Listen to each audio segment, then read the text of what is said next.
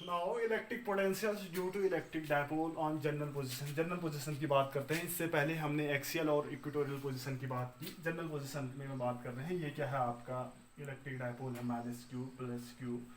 यहाँ से किसी थीटा एंगल पर हमें electric field intense electric potential find करना है। तो हमने क्या किया, पी पॉइंट ये है, ये आर डिस्टेंस है, आर डिस्टेंस है पी पॉइंट पर।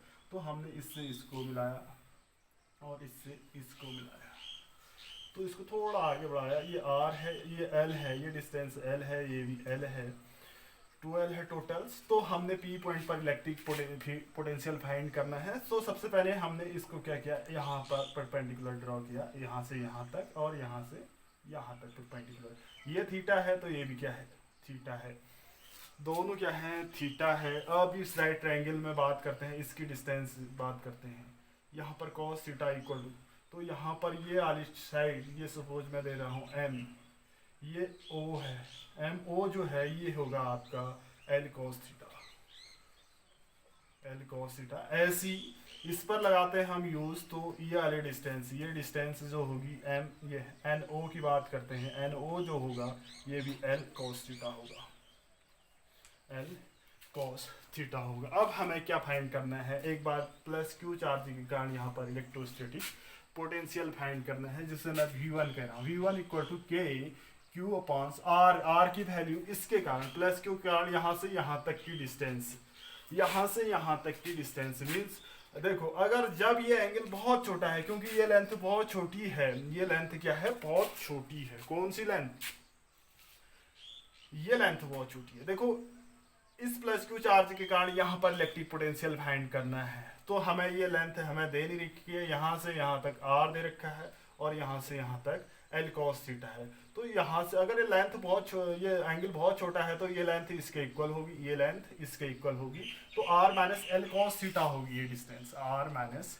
L cos theta. देखो बच्चों, मैंने कहा प्लस क्यू चार्ज के कारण जो इलेक्ट्रिक पोटेंशियल होगा यहाँ पर, वो क्या होगा, के क्यू अपॉन आर होता है। आर डिस्टेंस मीन्स यहाँ से यहाँ तक की डिस्टेंस है, हमें यहाँ से यहाँ तक आर दे रखा है और यहाँ से यहाँ तक एल है। तो इसमें से इसको कम करेंगे तो ये डिस्टेंस इक्वल आ जाएंगे। ये कब होंगे, जब ये थीटा बहुत छोटा होगा, ये प्लस क्यू चार्ज के कारण। ऐसी माइनस क्यू चार्ज के कारण इलेक्ट्रिक पोटेंशियल ये कितना होगा, ये तो माइनस ही होगा, माइनस के क्यू अपॉन, देखो यहाँ पर, यहाँ की बात करते हैं, यहाँ से यहाँ तक की डिस्टेंस मीन्स ये यहाँ पर परपेंडिकुलर किया, यहाँ से यहाँ तक आर है, ये थीटा आर है और ये एल cos थीटा है। तो ये हो जाएगा आपका r plus l cos theta.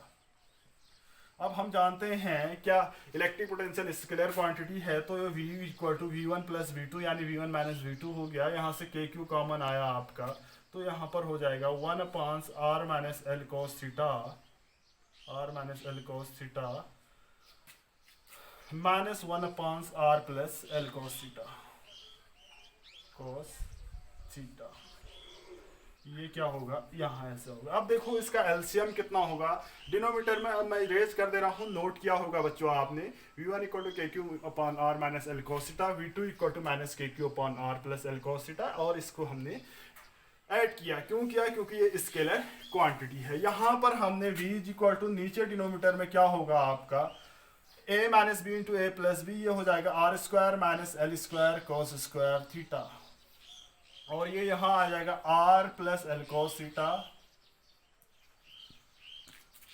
Minus r plus l cos theta.